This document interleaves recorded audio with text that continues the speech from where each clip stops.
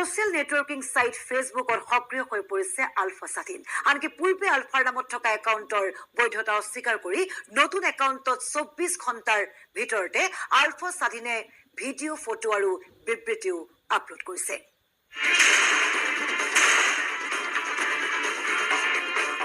এইবাৰ ফেচবুকত সক্ৰিয় আলফা স্বাধীন পেজ আৰু ইউজাৰ একাউণ্টৰ সম্পৰীক্ষা চিকাৰ আলফাৰ। ফেচবুক আলফা স্বাধীনৰ উমলা ঘৰ নহয় বুলিও দাবী ফেচবুকতেই। আলফা স্বাধীনৰ আচল একাউণ্ট আৰু পেজ চোৱাৰ পূৰ্বেই চাই লওক সংবাদ মাধ্যমত ইতিমধ্যেই প্ৰচাৰিত হোৱা আলফা আছাম নামৰ এটা পেজ। এই পেজটোতেই বিভিন্ন দলে আলফাত যোগদানৰ আগ্ৰহ প্ৰকাশ কৰি নিজৰ মন্তব্য প্ৰকাশ কৰিছিল। বিভিন্নজনে নিজৰ টেলিফোন নম্বৰ দি আলফাত যোগদানৰ আগ্ৰহ প্ৰকাশ কৰিছিল। পিছে পূৰ্বে সংবাদ মাধ্যমত ওলোৱা একাউণ্টৰ বৈধতা অস্বীকাৰ কৰিছে আলফা স্বাধীনে। আৰু এইবাৰ ফেচবুকত আহিছে আলফা স্বাধীনৰ নতুন একাউণ্ট আৰু পেজ। ছচিয়েল নেটৱৰ্কিং সাইট ফেচবুকত দেখুওৱা এই আলফা স্বাধীনৰ একাউণ্টটো খোলা হৈছিল বিগত 23 মে। আৰু এই একাউণ্টটোতে বিগত 24 ঘণ্টাৰ ভিতৰত ভিডিঅ' তথা বিবৃতিও আপলোড কৰিছে আলফা স্বাধীনে। আৰু এই বিবৃতিত উল্লেখ কৰা হৈছে ফেচবুক আমাৰ বাবে উমলা ঘৰ নহয়। ইয়াৰ ব্যৱহাৰৰ ব্যাপ্তিও সীমিত হ'ব।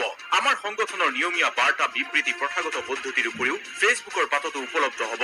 মূলতঃ ই এক সম্পৰীক্ষণ এক্সপেৰিমেণ্ট প্ৰক্ৰিয়া। এই একাউণ্টটোৰ পৰাই এটা ভিডিঅ' আপলোড কৰা হৈছে, য'ত দেখা গৈছে আলফাৰ সদস্যসকলক এনেকৈ বন্দুক লোৱা অৱস্থাত। অৱশ্যে ফেচবুকত খোলা এই একাউণ্টত নিজৰ পৰিচয় আলফা স্বাধীনে নিজকে ৰাজনৈতিক দল বুলি পৰিচয় দিয়ে একাউণ্ট খুলিছে ছচিয়েল নেটৱৰ্কিং সাইট ফেচবুকত। আলফা ইণ্ডিপেণ্ডেণ্ট নাম দি খোলা এই পেজত ইতিমধ্যে 17জনকৈ লোকে লাইক কৰিছে। ইতিমধ্যে ছচিয়েল নেটৱৰ্কিং সাইটত আলফা স্বাধীনৰ সক্ৰিয়তাৰ বিষয়টো গুৰুত্ব সহকাৰে গ্ৰহণ কৰিছে অসম আৰক্ষীয়ে। আমি অৱগত, আমি পাইছোঁ এই কথাটো, আমি নিজেও চাইছোঁ।